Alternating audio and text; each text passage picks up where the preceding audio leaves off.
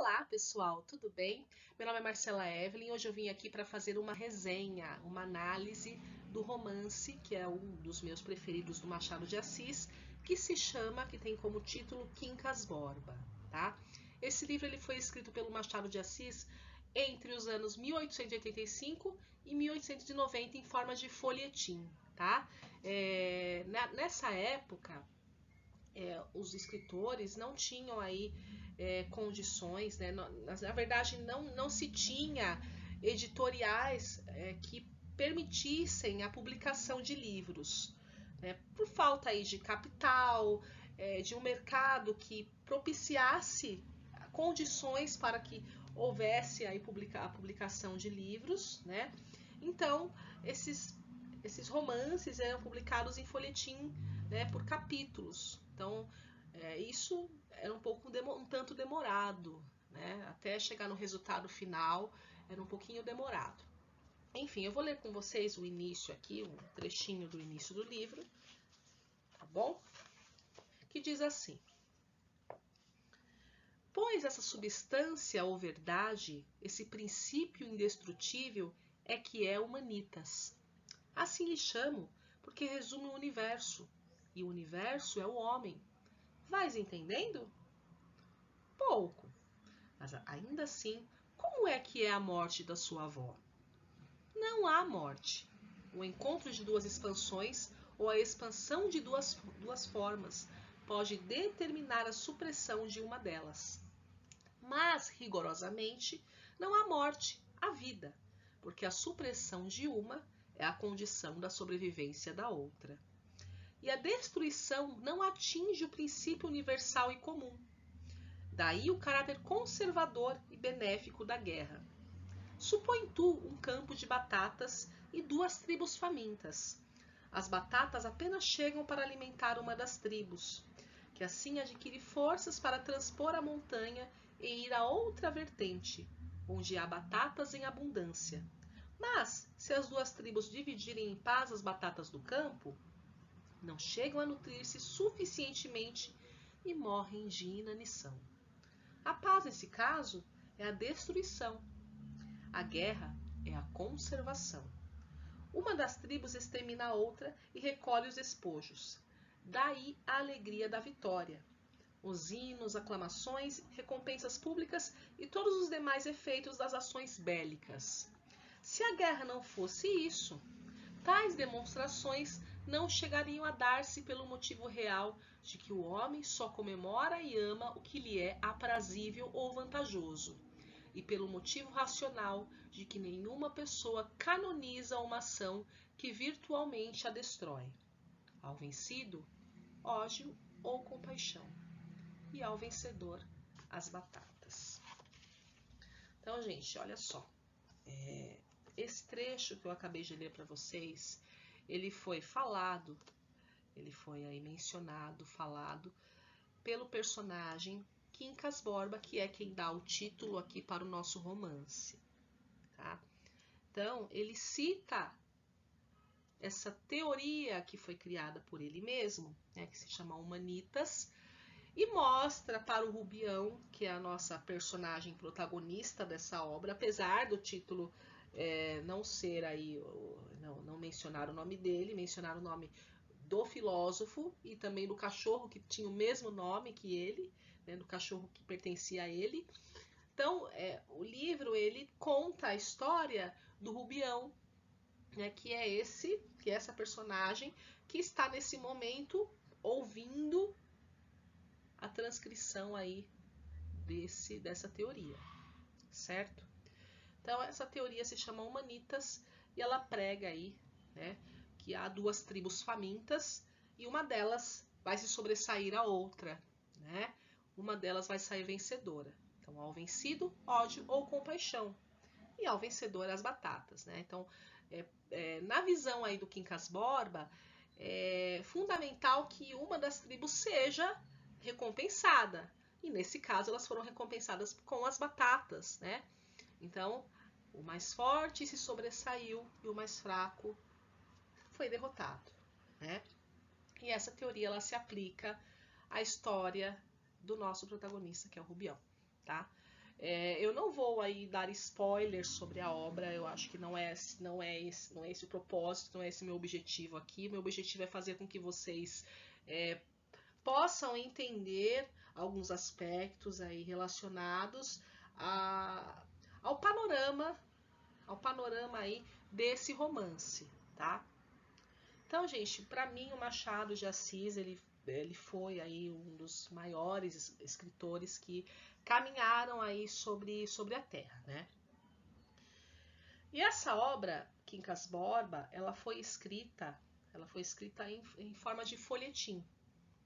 Na época, não havia aí a facilidade que hoje nós temos de termos livros publicados com facilidade. Temos editoriais que possibilitam a publicação de livros. Na época, o que era permitido por conta de falta de capital e de um mercado que propiciasse aí, condições para que houvesse publicação de livros e romances, então havia aí a necessidade de publicar-se em forma de folhetim. Então, capítulo por capítulo, então teve aí todo um processo mais lento e demorado, mas teve um resultado final, e esse resultado final resultou aqui nesse romance aí, nessa obra que eu considero aí maravilhosa, que faz parte da trilogia do Machado de Assis, a trilogia realista do Machado de Assis, né? Então temos aí Memórias Póstumas de Brás Cubas, né, que foi publicado em 1881, se eu não me engano.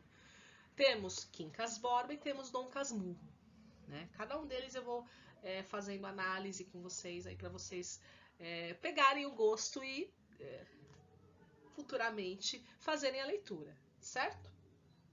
Então, Machado de Assis, gente, ele foi um escritor que foi muito ativo. Ele escreveu crônicas, ele escreveu artigos, ele participava de debates, ele tinha uma participação muito ativa no meio cultural, né, e também no meio social, né? Antes aí de publicar Memórias Póstumas, que foi o marco aí, o marco inicial que abrilhantou a carreira do Machado, né? Ele já havia publicado outros romances, certo? Então, o início do realismo que se deu com a publicação de Memórias Póstumas de Brás Cubas foi o divisor de águas na carreira do Machado. Foi o divisor de águas e fez com que ele se tornasse um dos maiores escritores, tanto na literatura brasileira quanto na literatura universal. Tanto que existem vários booktubers aí, né, que falam, né, booktubers americanos, que mencionam Machado, né? Poxa, quem é esse escritor brasileiro, maravilhoso, negro, né? Que carioca, do Rio de Janeiro, né? Que fala do Brasil, que fala das condições sociais, do meio social, com tanta qualidade, né? Com tanta observação, porque o realismo, na realidade, ele é observação, né? Então, eu observo algo, eu observo uma situação, eu observo o que me ronda, o que me cerca, e aí, então, eu faço aí um relato daquilo que eu observei, né? Daquilo que eu consegui observar, né? Quincas Borba, gente, que é esse romance que eu tô falando aqui pra vocês, ele foi publicado após Memórias Póstumas de Brás Cubas, certo? Então, eu não vou dizer para vocês que ele é uma continuação de Memórias Póstumas, né? Porque o propósito, na verdade, não foi falar sobre, como eu disse, sobre o Quincas Borba. Quincas Borba, ele foi um personagem que teve uma participação aí lá em Memórias Póstumas de Brás Cubas. Ele era amigo do Brás Cubas. Para quem leu Memórias Póstumas, sabe aí que o Quincas Borba era um amigo do Brás Cubas, né?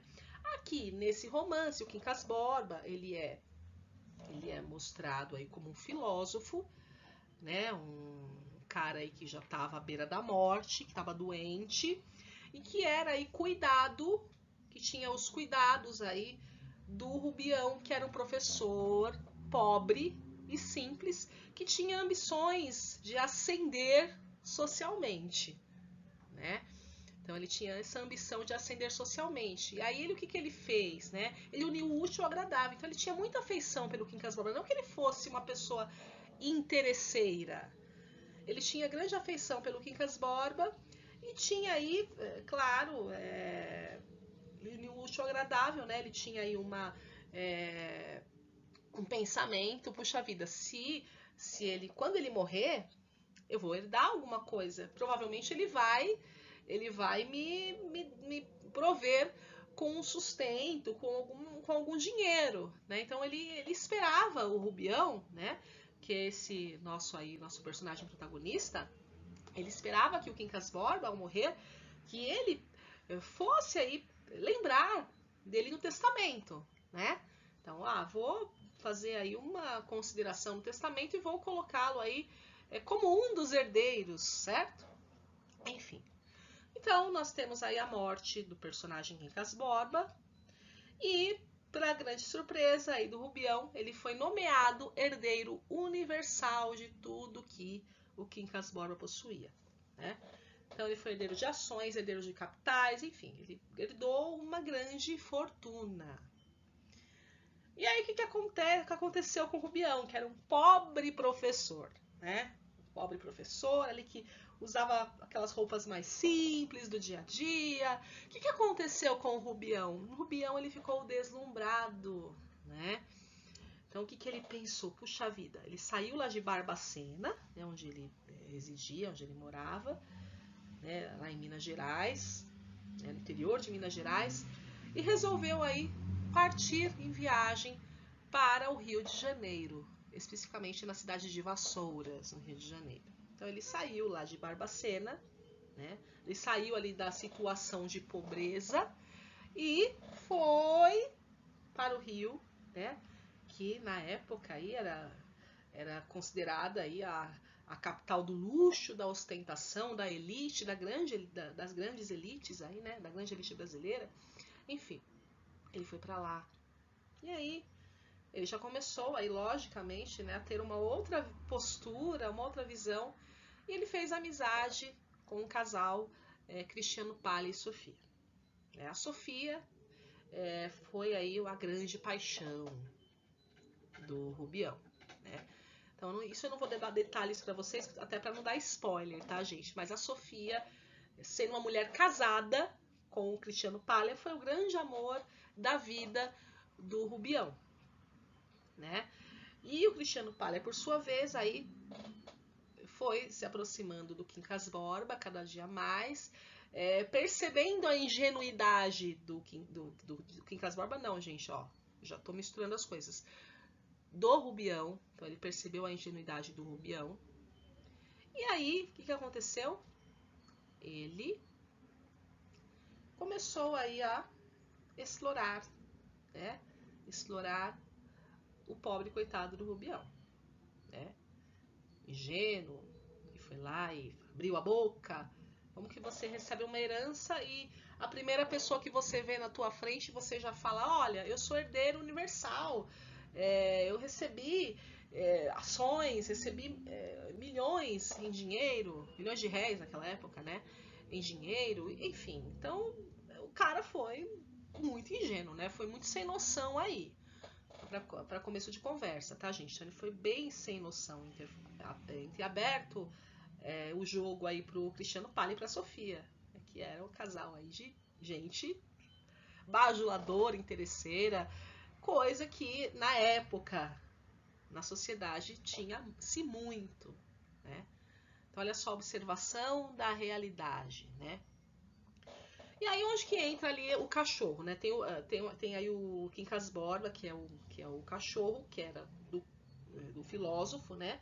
Que tinha o mesmo nome, por coincidência. Então, a condição aí que o Quincas Borba, filósofo, deu para o Rubião foi que ele, quando recebesse aí a sua herança, né? Que ele tivesse aí os cuidados com o Quincas Borba, né? Então, o Rubião, ele teve que adotar o Quincas Borba. Ele teve que ficar com o Quincas Borba e cuidar do Quincas Borba, porque o filósofo, né, ele tinha adoração por esse cachorro, né, ele humanizava esse cachorro. Então, ele queria que o Rubião o tratasse da mesma maneira, com todos os cuidados, com todos os mimos e carinhos os quais ele merecia, certo? Enfim, gente. E aonde que se aplica a teoria aí do humanitismo, que deu início aí à nossa fala? Primeiramente, o Rubião, quando ele se vê rico, quando ele se vê aí cheio da grana, ele pensa, puxa, olha só, ao vencedor, as batatas. Então eu vou me resfolegar nas batatas, eu vou me refestelar nas batatas, né? E ele tem essa visão, né, de que ele é o vencedor, ele conseguiu atingir aí o seu objetivo de enriquecer, de ascender socialmente, de ir para uma camada, para um estrato social elevado, né? Então ele teve aí esse pensamento, ele se remeteu aí ao que o amigo falou aí beirando a sua morte, né? Enfim, só que, gente, na época, né, nós tínhamos uma corrente filosófica aí, que era a corrente filosófica do darwinismo, né, uma corrente biológica, filosófica biológica, né, que mostrava aí que os mais fortes se sobressaíam sobre os mais fracos, os mais aptos. Os mais aptos, os mais fortes, sobressaíam-se sobre aqueles que eram mais fracos. O Machado de Assis, ele aplicou essa teoria dentro dessa obra, tá? Então essa corrente virou aí, ela foi estudada por políticos, por filósofos, estudiosos e uma teoria que até então era estudada apenas pela biologia, acabou se adentrando aí na área de humanidades, né? Enfim, gente, o que acontece?